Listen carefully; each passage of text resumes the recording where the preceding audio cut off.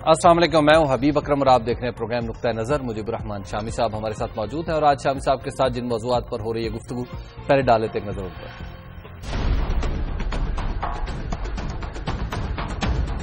شیخ الاسلام ڈاکٹر طاہر القادری نے اپنی آمد پر فوج سے اسلام آباد ایئرپورٹ کی سیکیورٹی سنبھالنے کا مطالبہ کر دیا۔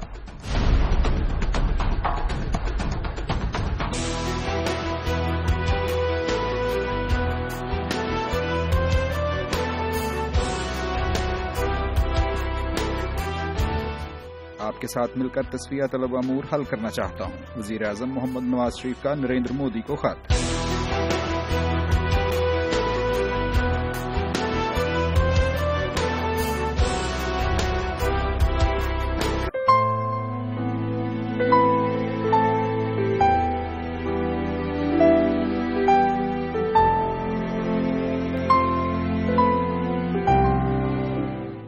کاچکلا بلوچ رہنما خیر بخش مری کی کہانی۔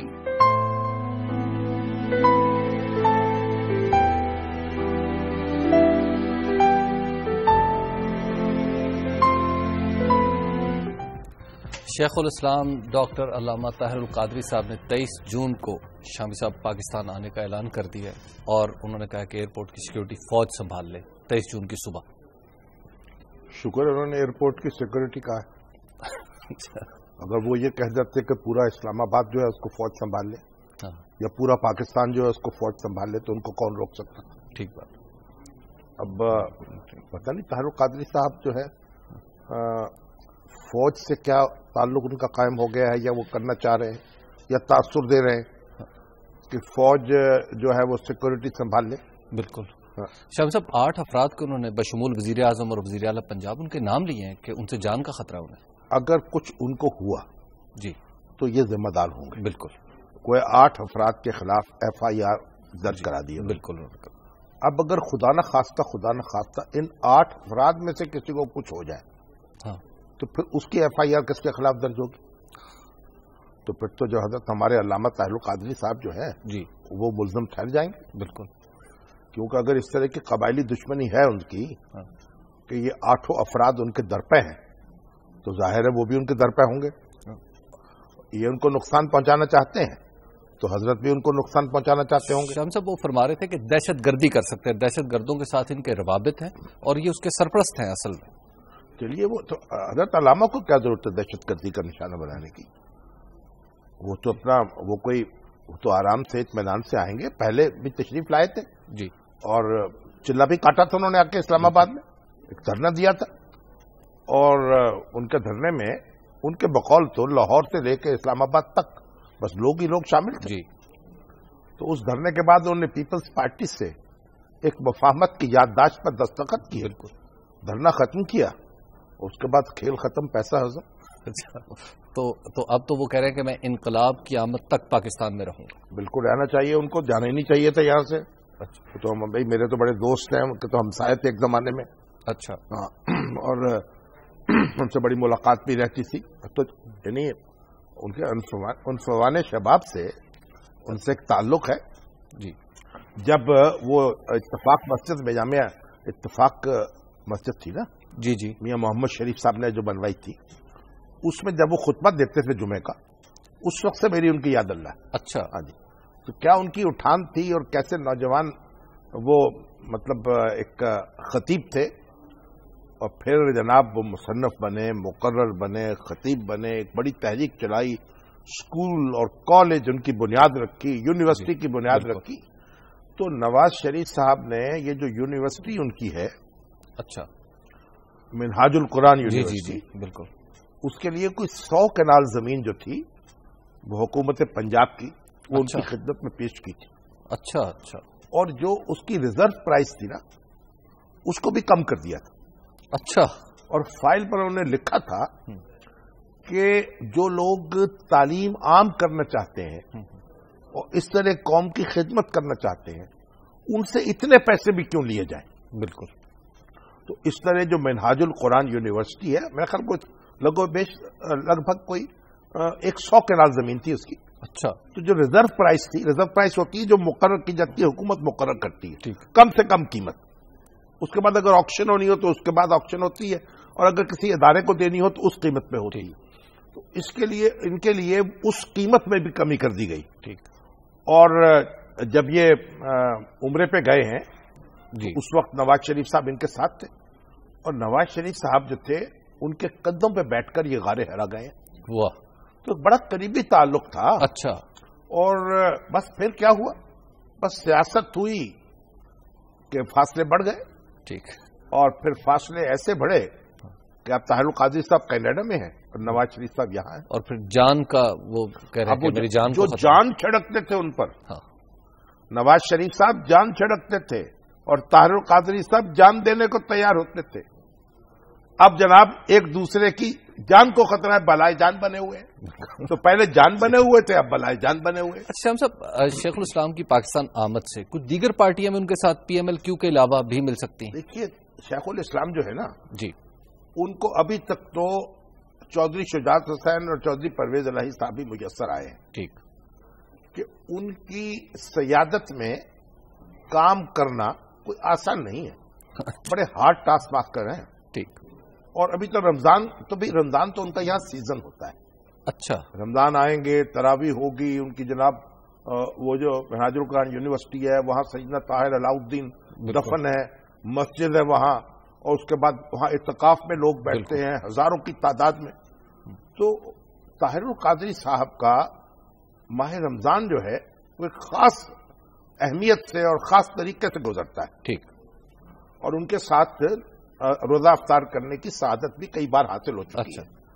تو اب بھی میرا خیال ہے کہ اگر آخری اشرے میں تو میں کوشش کروں گا کہ ملک کے اندر رہوں، شاید اس سے پہلے نہ رہوں، تو بہرحال ان سے استفادہ کریں گے. ان کی افطاری جو ہے وہ انشاءاللہ ہمارے کام بھی آئے گی. بالکل.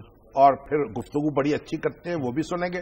اور ہمارے جو ٹی وی والے ہیں الیکٹرانک میڈیا، اس کو رمضان میں ظاہر ہے کہ اور شغل نہیں، ہاتھ ہوئے گا تو یہی چلیے صحیح. ٹھیک. تو علامہ صاحب جو ہیں ان کی گفتگویں سنائیں گے، ان کی تقریریں سنائیں گے. میں تو سوچتا ہوں بعض اوقات کہ اگر شیخ رشید صاحب کو اور طاہر القادری صاحب کو چپ کا روزہ رکھوا دیا جائے تو کئی 2-4 چینلز تو ایسے ہیں کہ ان کو خود بخود تالے لگ جائیں گے. شام صاحب، آپ کے خیال میں کتنا سٹر کریٹ ہوتا ہے نظر آ رہا آپ کو ان کے آنے سے؟ سٹر کا کریٹ ہونا. اچھا. ہاں یہ تو دیکھیں، طاہر القادری صاحب ایک بڑی جماعت کے لیڈر ہیں. ٹھیک ہے، مذہبی جماعت ہے، الیکشن تو انہوں نے لڑا نہیں. اور جب لڑا تھا جی تو پرویز مشرف صاحب کے دور میں اس وقت تو ان کا خیال تھا کہ اب پرویز مشرف صاحب جو ہیں وہ صدر ہوں گے اور وزیر اعظم کے منصب پر وہ فائز ہو جائیں گے. اور انہوں نے تو جگہ جگہ پوسٹر لگوائے تھے کہ جی ہاں، جب ریفرنڈم ہو رہا تھا جی جی قوم کو آپ کی ضرورت ہے. اچھا. پرویز مشرف بالکل. تو بڑا بھرپور ساتھ دیا. لیکن اب بدقسمتی ایسی ہوئی کہ ایک ہی سیٹ ان کے حصے میں آئی. لیکن اب وہ کہتے ہیں الیکشن سے نہیں معاملہ سدھرتا، انقلاب ہی لانا پڑے گا. دیکھیے بات یہ ہے کہ ان کے جتنے خیالات جی دستور کے دائرے کے اندر ہیں وہ سر آنکھوں پر ہے. ٹھیک. دستور کے دائرے کے باہر جو خیالات ہیں ان کے بارے میں تائید کرنے سے پہلے سوچنا پڑے گا. بریک لے لیتے ہیں، پھر ایک بریک لیتے ہیں. بریک کے بعد دوبارہ آپ خدمت میں حاضر ہوتے ہیں. آپ دیکھتے رہیے نقطہ نظر.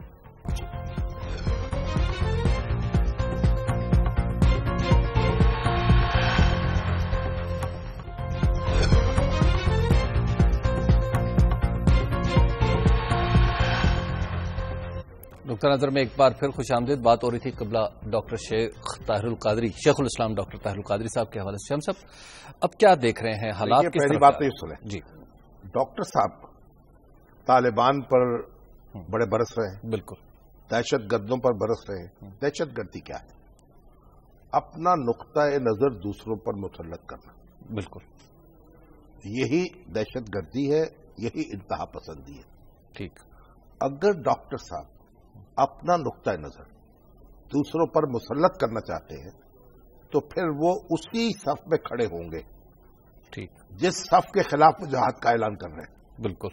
ایک بات سن لیں. جی. دوسری بات یہ ہے کہ بر صغیر میں ہندوستان اور پاکستان میں بہت بڑی تحریک اٹھی، خاکسار تحریک علامہ مشرقی کی. جی.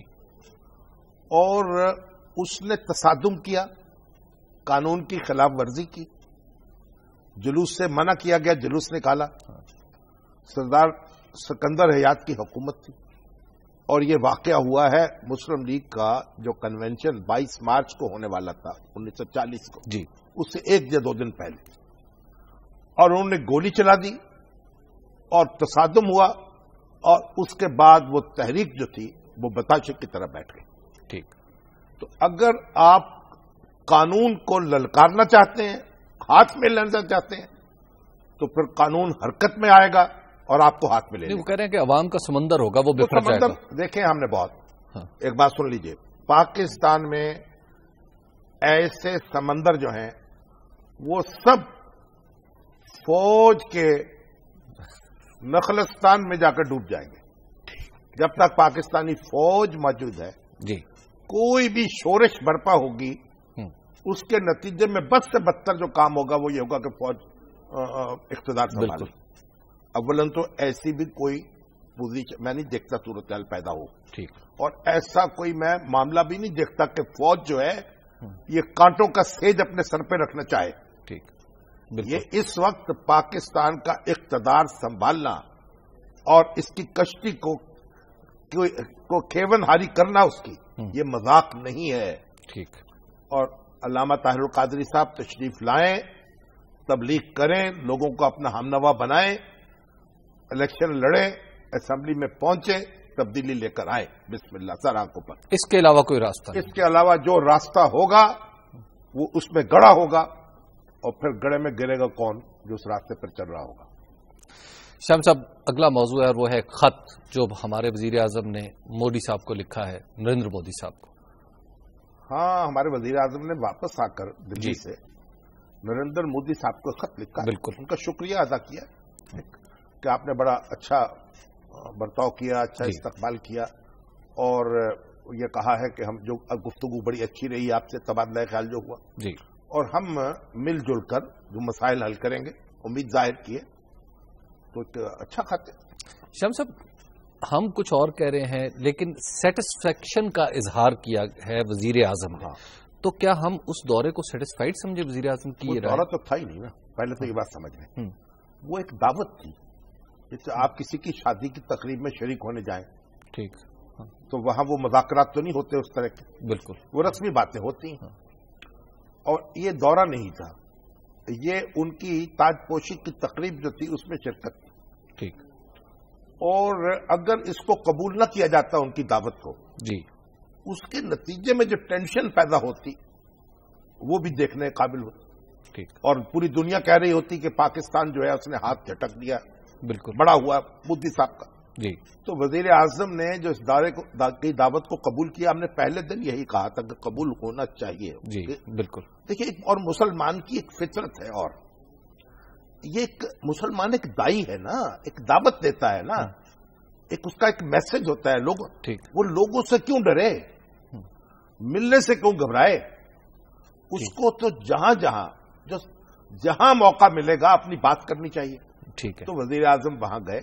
اس کے بعد جو کچھ وہاں ہوا ہے اور جس طرح کہانیاں اور گرد اڑائی گئی ہے، بالکل. ایک تو ان کی جو سیکرٹری خارجہ ہے، انہوں نے انتہائی بھونڈی گفتگو کی، اور ان کی گفتگو کا انداز جو تھا وہ اچھا نہیں تھا. اور اس کے بعد جب وزیر اعظم نے گفتگو کی تو ان کی گفتگو کو مد نظر رکھنا چاہیے تھا. ٹھیک. وزیر اعظم نے دلی میں بیٹھ کر جو گفتگو کی ان کو کرنا نہیں. ان کے ساتھ سرتاج عزیز صاحب تھے، فاطمی صاحب تھے، اعجاز احمد صاحب تھے. یہ پورا جو خارجہ دفتر ان کے ساتھ تھا. ان میں سے کوئی آدمی اپنی گفتگو کرتا اور جواب بھی دیتا اس کو. ٹھیک. تو یہ بات تو اپنی جگہ ہے، اور کشمیر کا نام بھی لیا جاتا ہے اس میں کہ مسئلہ حل. لیکن یہ سب باتیں اپنی جگہ درست ہیں. ہمیں آگے بڑھنا ہے. امن صرف انڈیا کی ضرورت نہیں ہے. اب ہمارے ہاں کوئی دودھ اور شہد کی نہریں نہیں بہہ رہی. ٹھیک. دن رات ہم چیختے ہیں کہ غربت کے خط سے نیچے لوگ جو ہیں ان میں اضافہ ہو گیا، مہنگائی ہو گئی ہے، چیخم دہاڑ مچی ہوتی ہے. 12,000 روپے کم از کم تنخواہ مقرر کی ہے، اور شیخ صاحب کہتے ہیں 12,000 کی تنخواہ ہوتی. او بھائی میرے، بستی بسنا کھیل نہیں ہے، بستے بستے بستی ہے. جی. یہ بات، یہ آپ نے آگے بڑھنا ہے.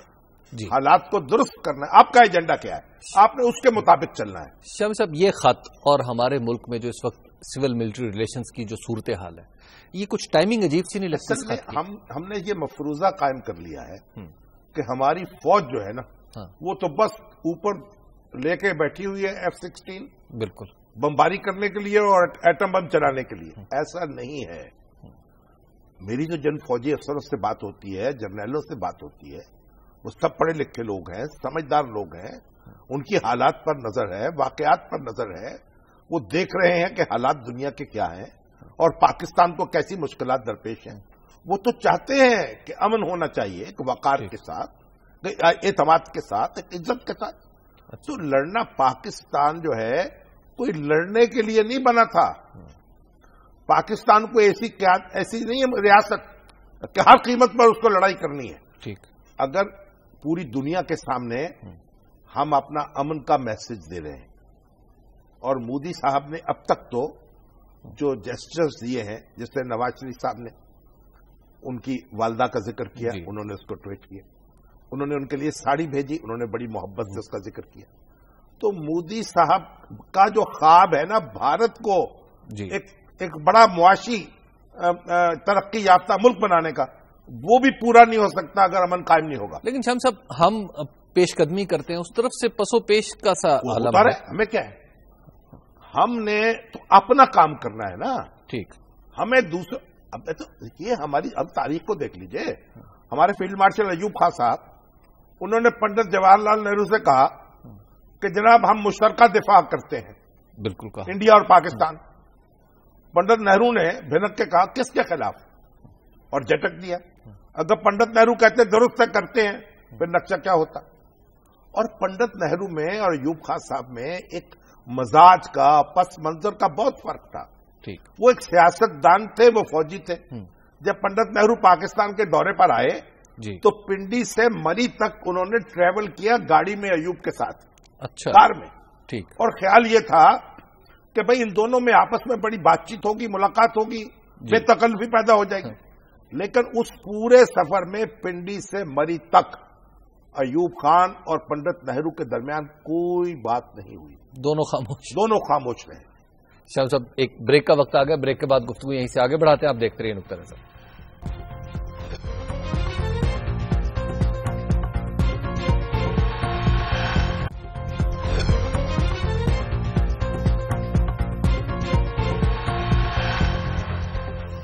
نقطہ نظر میں ایک بار پھر خوش آمدید. بریک پر جانے سے پہلے ہم بات کر رہے تھے وزیر اعظم کے خط کے حوالے سے جو انہوں نے بھارتی وزیر اعظم کو لکھا، اور ساتھ آپ کو یہ بھی بتا دیں کہ آج APMSO آل پاکستان مہاجر اسٹوڈنٹس آرگنائزیشن کا 36واں یوم تاسیس ہے. اور آج ہم نے جو خیر بخش مری صاحب کے حوالے سے گفتگو تھی اس کو ملتوی کر دیا، اور وہ ہم کل کریں گے، اور انشاءاللہ اس کے اوپر پھر ڈیٹیل سے بات ہوگی. تو شام صاحب پھر APMSO پہ پھر گفتگو کر لیتے ہیں. اور پھر جی گفتگو آ گئی ہے اس میں. جی بالکل. APMS جو ہے یہ ایک مہاجر اسٹوڈنٹس آرگنائزیشن تھی جی، جس کی بنیاد کراچی یونیورسٹی میں رکھی گئی، اور الطاف حسین صاحب بھی اس کے قائد تھے جی.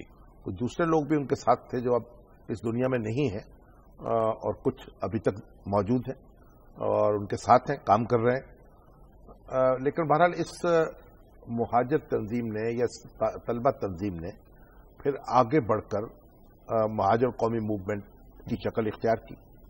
بالکل یہیں سے، یعنی یہ پودا جو ہے اس کا بیج یہیں سے اٹھا ہے، اور پھر تناور درخت بنا یہ.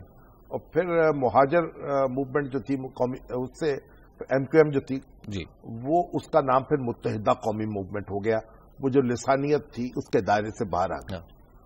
تو اب اس کی اہم بات یہ ہے کہ ابھی تک اس کی قیادت جو ہے وہ الطاف حسین صاحب کے پاس ہے. ٹھیک.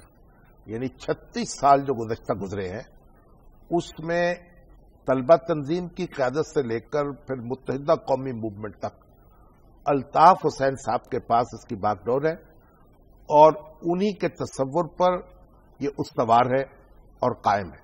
ٹھیک. اور یہاں وہ اب ان کو کئی سال ہو گئے پاکستان سے برطانیہ گئے ہوئے.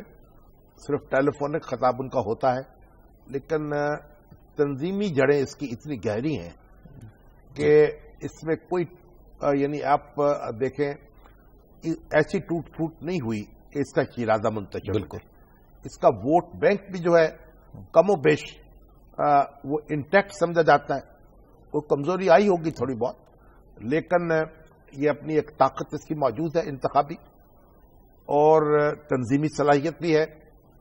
اور اب الطاف حسین صاحب جو ہیں جب وہ لندن میں گرفتار بلا ہوئے جی, تو اس کے بعد یہ سوال اٹھنے لگا کہ ان کے بعد کون قیادت سنبھالے گا.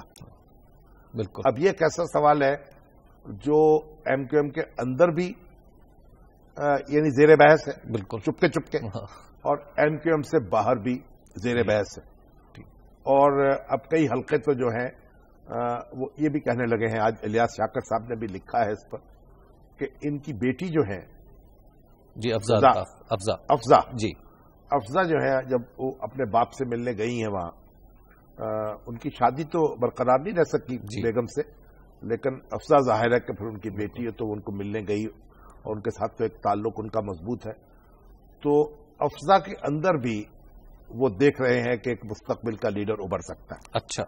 اور الطاف حسین صاحب کے بھائی جو ہیں جی, ان پر بھی نظر بعض لوگوں کی ہے کہ وہ یہ ذمہ داری جو ہے اس کے لیے تیار کیے جا سکتے ہیں. اچھا. اور کچھ لوگوں کا کہنا یہ ہے کہ نہیں, یہ تنظیم جو ہے اس کے اندر سے اس کی لیڈرشپ ابھرے گی, اور اس میں یہ صلاحیت موجود ہے کہ اپنے آپ کو منظم رکھ سکے اور باقی رکھ سکے قادر. بالکل. لیکن اب یہ وقت بتائے گا. لیکن اہم بات یہ ہے کہ جب ایک بڑی شخصیت اور جس نے مسلسل کئی سال تک قیادت کی ہو کسی تحریک کی, اگر اس کو اوجھل ہونا پڑے نگاہ سے, یا وہ اس طرح اپنا کردار ادا نہ کر سکے, تو پھر وہ تحریک جو ہے وہ کس طریقے سے اپنا راستہ بناتی ہے. بالکل. ہمارے جنوبی ایشیا میں اس کی بہت مثالیں موجود ہیں. اچھا. کئی سیاسی جماعتیں جو ہیں ان پر ان رہنماؤں کے جو بچے ہیں ان کے قبضے ہوئے. ٹھیک. آپ انڈین نیشنل کانگریس کو دیکھ لیں, پنڈت جواہر لال نہرو کے بعد ادھر تھوڑی بہت ڈیویشن ہوئی, لیکن بالآخر اندرا گاندھی نے اقتدار سنبھالا, اور اب بھی ان کے خاندان میں ہی بالکل قیادت چلی آ رہی ہے. لیکن اب بی جے پی نے ایک نیا منظر دکھایا ہے, اور خاصی بری شکست سے دو چار کیا ہے راہل گاندھی صاحب کو, جو اس وقت لیڈ کر رہے تھے اپنی کمپین کو. اس طرح بنگلہ دیش میں چلے جائیں تو وہاں شیخ مجیب الرحمان, ان کا پورا خانوادہ جو تھا, جب اس کو ہلاک کر دیا گیا تو حسینہ واجد بچ گئی تھی بیرون ملک کی, اور انہوں نے قیادت سنبھال لی آ کے, اور عوامی لیگ کو متحد رکھنے میں یا انٹیکٹ رکھنے میں کامیاب ہوئی. پاکستان میں جو پیپلز پارٹی ہے وہاں بھی محترمہ بینظیر بھٹو آئیں, اور اب پھر بلاول بھٹو ہیں اور زرداری صاحب ہیں. لیکن مسلم لیگ جو ہے ایک مختلف طرح کی جماعت رہی ہے, کہ اس میں قائد اعظم محمد علی جناح کے بعد اور قائد ملت لیاقت علی خان کے بعد ان کے بچوں نے یا ان کے متاثرین نے یا متوسلین نے, متوسلین کہیں متاثرین نہیں, انہوں نے مسلم لیگ کو نہیں سنبھالا. اور آج بھی مسلم لیگ پر اس طرح کی شخصیت کی چھاپ نہیں ہے. لیکن اب لگنا شروع ہو گئے, لوگ الزام تو لگانے لگے ہم. نہیں, وہ معاملہ مسلم لیگ کا اس طرح نہیں ہے. اچھا. جس طرح پیپلز پارٹی کا ہوا ہے یا جس طرح دوسری جماعتوں کا ہوا ہے. اور مسلم لیگ کے خمیر میں ایک ذرا مختلف نوعیت کی بات ہے, اور ایک دھڑا جو ہے اگر اس میں ایسا ہوگا بھی تو کئی دوسرے دھڑے بن جائیں گے. دھڑے بندی تو یہاں مسلم لیگ میں بہت رہی ہے. بہرحال یہ چیلنج ان کو بھی درپیش ہے. تو الطاف حسین صاحب جو ہیں ان کی جو جماعت ہے وہ اپنی تنظیمی صلاحیت کے اعتبار سے تو اس نے اپنا لوہا منوایا ہے. لیکن ہم سب جغرافیہ کے اعتبار سے پھیل نہیں سکی. نہیں, اصل میں ایک بنیادی بات یہ تھی کیونکہ وہ لسانی اپیل تھی اس کی ابتدا میں. ٹھیک. اور وہ چھاپ اتنی گہری ہو گئی کہ وہ تمام تر کوشش کے باوجود ابھی تک اپنے آپ کو اس سے الگ نہیں کر پائی. اب یہ اس کی کمزوری بھی ہے اور اس کی طاقت بھی ہے. اور سندھ کے جو مخصوص حالات تھے ان میں تو یہ ایک طاقت بن گئی ان کی، ٹھیک، لیکن پاکستان کی جو مجموعی صورتحال تھی اس میں ایک کمزوری بن گئی. بالکل. لیکن ہم سب کراچی کی اگر حد تک سندھ میں پرٹیکولرلی دیکھا جائے تو کیا ایم کیو ایم کو شہری علاقوں میں کوئی فیوچر میں بھی کوئی تھریٹ نظر آتا ہے، پولیٹیکل تھریٹ؟ نہیں، دیکھیے اب یہ تو کہنا بہت مشکل ہے. اس وقت بھی آپ دیکھیے پی ٹی آئی جو تھی اس نے ایک خاصی طاقت کا مظاہرہ کیا ہے، اور جماعت اسلامی بھی ایک مضبوط حریف کے طور پر موجود ہے ایم کیو ایم کی. اور ان دونوں جماعتوں کا دعویٰ تو یہ ہے کہ اگر انتخابات منصفانہ ہوں، جو ان کے بقول نہیں ہوتے، آزادانہ زیادہ ہوتے ہیں، منصفانہ کم ہوتے ہیں، ٹھیک، تو وہ اپنی کامیابی جو ہے وہ زیادہ کر سکتی ہیں، زیادہ نشستیں ان کو مل سکتی ہیں. لیکن غیر جانبدار مبصرین کی رائے یہ ہے کہ ابھی تک بھی ایم کیو ایم جو ہے وہ ایک ڈومیننٹ پاور ہے وہاں کی، یعنی غالب سیاسی جماعت ہے. اگرچہ کہ اب کئی علاقوں میں دوسری جماعتیں جو ہیں وہ اپنا آپ منوا رہی ہیں یا بنا رہی ہیں، لیکن ایم کیو ایم نے کراچی سے نکل کے سندھ کے دوسرے شہری علاقے جو ہے ان میں بھی ایک اپنی خاص حیثیت جو ہے اس کو منوایا ہے. جی، اور سندھ کے اندر جب تک یہ اربن اور رورل جھگڑا موجود رہے گا، نفسیاتی جنگ موجود رہے گی، ایم کیو ایم کو ایک عہد حاصل رہے گا. ٹھیک. شام صاحب، اب جو فیوچر آپ ایم کیو ایم کا کیسے دیکھ رہے ہیں، خاص طور پر جب ہمارے ہاں جمہوریت تھوڑی سی ڈاواں ڈول رہتی ہے، تو اس میں آپ کیا دیکھتے ہیں کہ اب M Q M political side پہ، ڈیموکریٹک سائڈ پہ رہے گی؟ ڈیموکریٹک سائڈ پہ ایم کیو ایم کوئی دیکھیں نا، ایم کیو ایم نے جو بھی طاقت حاصل کی ہے وہ انتخابات کے ذریعے کی ہے. ٹھیک. اور انتخابی حیثیت جو ہے اس کو منوا کے پھر آگے ڈیل کیا ہے مختلف سیاسی جماعتوں سے اور مختلف عناصر. جی. تو آپ دیکھیے، جب آپ ایک علاقے تک محدود ہوتے ہیں اور بعض اوقات آپ کے پاس بیلنسنگ پاور بھی آ جاتی ہے، تو پھر آپ کو تو ڈیل کرنا پڑتا ہے نا دوسری سیاسی جماعتوں سے.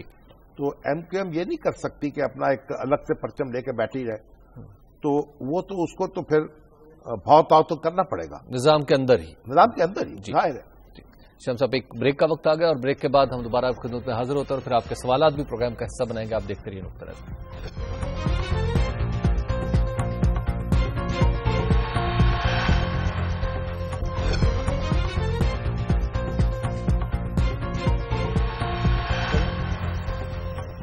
نقطہ نظر میں ایک بار پھر خوش آمدید. یہ سیگمنٹ ہے آپ کے سوالات کا اور شام صاحب کے جوابات کا. شام صاحب، آج فیس بک پر اور ایس ایم ایس کے ذریعے لوگوں نے غیر معمولی طور پر بہت زیادہ سوالات بھیجے ہیں، اور ان میں بہت سارے سوالات ہیں خاص طور پہ طاہر القادری صاحب کے حوالے سے. تو شام صاحب، یہ موئز صاحب ہیں کراچی سے. موئز صاحب کہہ رہے ہیں کہ شامی صاحب، اس میں کیا خرابی ہے کہ پاکستان میں انقلاب آئے اور یہاں کے معاملات ایک ہی حلے میں درست کر دیے جائیں؟ اب تو یہ کوئی گارنٹی نہیں ہے. ٹھیک. کہ اگر آپ کوئی یعنی زمین کو آسمان بنانا چاہیں تو وہ ضرور بن جائے گی. ٹھیک. انقلاب تو ایک زیر کو زبر کرتا ہے نا. جی. انقلاب میں بڑی خون بھی بہتا ہے. بالکل. تو یہ کہنا کہ جب تک بہت بڑی انقلابی طاقت موجود نہ ہو جو کنٹرول کر سکے اور چیزوں کو سنبھال سکے، اس وقت یہ تمنا کرنا کہ صرف ایک انقلاب کا نعرہ لگانے سے تبدیلی آ جائے گی، اس سے حالات مزید خراب بھی ہو سکتے ہیں. اور جو کچھ آپ نے کیا دھرا ہے اپنے 60 سال کا، اس کو آپ ضائع بھی کر سکتے ہیں. لیکن جو بات میں بار بار عرض کر رہا ہوں، جو پاکستان کے حالات ہے اس میں اگر کوئی اس طرح کی کاوش ہوتی ہے اور کوئی امن و امان کا مسئلہ پیدا ہوتا ہے، تو پاکستان میں تو پھر جو آرگنائزڈ فورس ہے وہ پاکستان کی فوج ہے. بالکل. اور وہ آرگنائزڈ فورس جو ہے اس کو پھر آگے آنا پڑے گا. تو یہ انقلاب کے پردے سے جو چیز برآمد ہوگی وہ فوجی حکومت ہے. جی. اور یہ وہ چیز ہے جس سے ہم بار بار استفادہ کر چکے ہیں ماضی میں. ٹھیک. شام صاحب، یہ عزیز اللہ خان صاحب ہیں. عزیز اللہ خان صاحب ہیں لودرا سے. یہ کہہ رہے ہیں کہ شامی صاحب، ہم سب پاکستانی ہیں اور اب ہمیں مل کر ان تمام قوتوں کے خلاف چلنا ہوگا جو پاکستان کے نظام کو غیر مستحکم کرنا چاہتی ہیں. اور یہ کہہ رہے ہیں شامی صاحب کہ کینیڈا سے آنے والے لوگ کیا پاکستان میں دیر پا تبدیلیوں کا باعث بن سکتے ہیں؟ دیکھیے جی، کینیڈا سے لوگ آئے تو بسم اللہ، کیونکہ کینیڈا جو ہے جب آپ وہاں کی شہریت اختیار کرتے ہیں تو پاکستان کی شہریت ختم نہیں ہوتی. ٹھیک. کینیڈا کے ساتھ اور پاکستان کی دوہری شہریت رکھی جا سکتی ہے. تو طاہر القادری صاحب کینیڈا کے شہری ہیں لیکن اتنے ہی پاکستان کے شہری بھی ہیں. تو اور بلکہ یہاں کے تو پیدائشی شہری ہیں. بالکل. تو ان کی شہریت ختم نہیں ہوئی. اگر وہ آ کر یہاں اپنا پیغام پھیلانا چاہیں، قانونی ذرائع سے جدوجہد کرنا چاہیں تو اس میں کوئی مذائقہ نہیں ہے. ان کو اس کا پورا حق حاصل ہے اور اس کے راستے میں کوئی رکاوٹ کھڑی نہیں کی جانی چاہیے. احسن علی صاحب کہہ رہے ہیں کہ شامی صاحب نظام بدلنے کے سوا اس کی کرپشن کو دور کرنے کا کیا طریقہ ہے؟ سارے طریقے تو ہم آزما چکے ہیں. نہیں، کوئی طریقے ہم نہیں آزما چکے، کیونکہ ہماری عادت یہ ہے کہ ہم ہر 2 سال 4 سال کے بعد مسئلے اپنا تبدیلی کے خواہش مند ہو جاتے ہیں. جی. اور یعنی ہماری مثال ایک ایسے مریض کی ہے جو ایک بڑے مودی برس میں مبتلا ہو اور صبح کو ہومیوپیتھ ڈاکٹر کے پاس جائے، رات کو وہ ایلوپیتھ کے پاس جائے اور اگلے دن کسی حکیم کی تلاش شروع کر دے اور اس سے اگلے دن کسی ٹونے ٹوٹکے والے کو تلاش کرتا پھرے. دیکھیے، اس طرح بار بار ڈاکٹر بدلنے سے مرض ختم نہیں ہوتے. یہ ہمیں ذرا لگ کر علاج کرانا پڑے گا، وقت دینا پڑے گا، صبر کرنا پڑے گا، تبھی کچھ کام بنے گا. شام صاحب، ہمارے آج کے پروگرام کا وقت ختم ہو گیا ہے. کل تک کے لیے اپنے ناظرین سے اجازت. کل پھر ملاقات ہوگی اللہ کے بعد.